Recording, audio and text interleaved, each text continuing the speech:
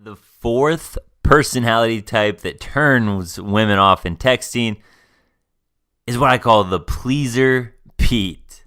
So the word pleaser, the definition of this is like to make glad, to be agreeable. So in other words, nice guy. Friend zone material, backup option.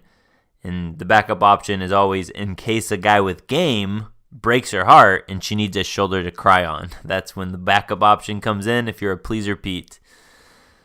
So some of the symptoms are if you're afraid to say no, if you act like a doormat, so if you're walked all over by others, or you have no confidence in your own opinions.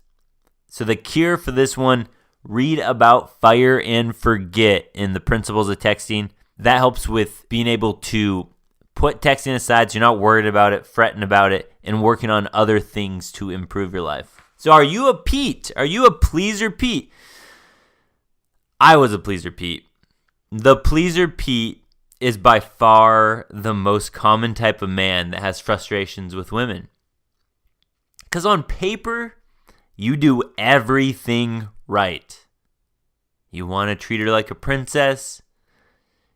You want to make her feel special. And you notice her beauty constantly.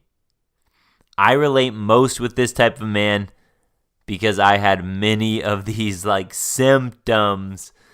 A pleaser Pete typically has the hardest time staying out of the dreaded friend zone. So if you're a pleaser Pete, then get up and rejoice because this was very difficult for me to overcome. But when I did, my success and your success will skyrocket with women because you have all the qualities of treating a woman well and all that the women do want, but they want it presented in a different way. So if you can change a few things, you have the qualities she wants, but we just package them differently. So this is an easy one to fix, or maybe not easy, but it gets you really great results when it is fixed.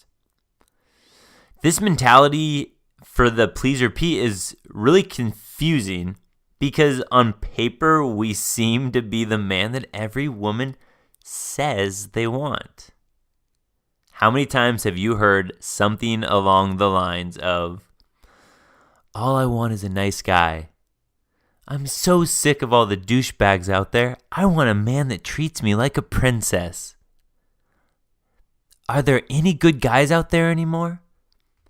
The problem is nice guys have only a few of the traits that a woman is biologically programmed to want in a man.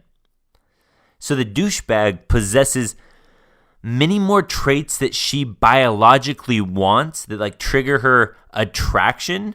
However, when the nice guy learns game, aka with information like this, the principles of texting, other things like that, you'll stand with zero competition against any douchebags because once you learn how to kind of tweak these attraction triggers in women, since you have the core of a really good guy, the douchebags that don't have that core, now you don't only even the playing field because now you know the tricks, you far surpass them because you have the core behind it, and that is the recipe for great success with a woman.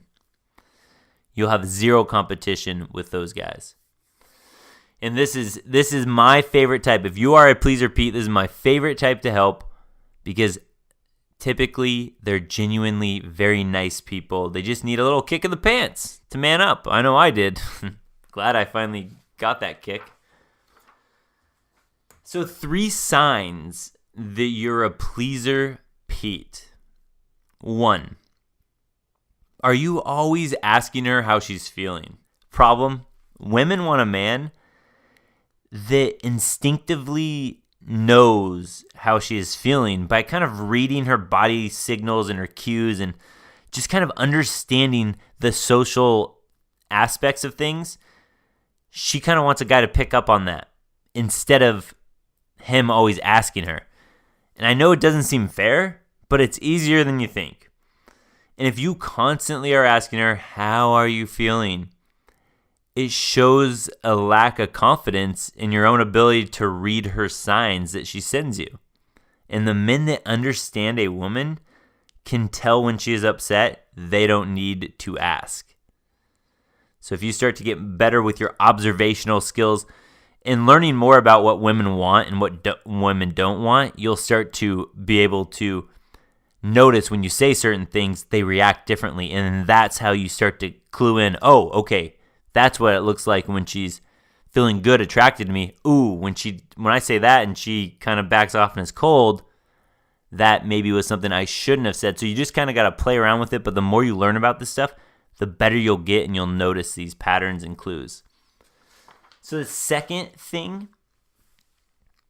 is, do you say yes to request just because you don't want to upset her? And the problem is this comes off as very desperate. It's nice to say yes and make her feel good, but it's not attractive. She will see you as a great friend that she can always turn to, therefore placing you in the dreaded friend zone. Say yes when you want to, not because you are worried what she will think if you were to say no. Number 3, do you agree with everything she says? Are you an agreeer? The problem with this is a woman cannot trust a man that agrees with everything, and it's kind of weird. It's kind of counterintuitive. It seems like if you agree, I used to think, oh, I'll agree with her, so it seems like we have these connections together. But in turn, this was one of those things that I learned was actually opposite of what I believed. So here's a simple example.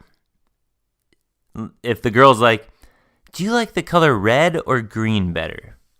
And if you were to answer green, and then she said, red is better. And then if you were to say, oh yeah, I actually do like red better. So you're kind of going back, you're flip-flopping to agree with her. She now can never take your opinion seriously because you don't have any of your own. So it's important to not just agree and flip-flop all the time, because that doesn't show that you have your own life, you have your own opinion. So that's one of those other things that kind of get sent to her that will put you in the pleaser Pete category. And we'll go with the last one next.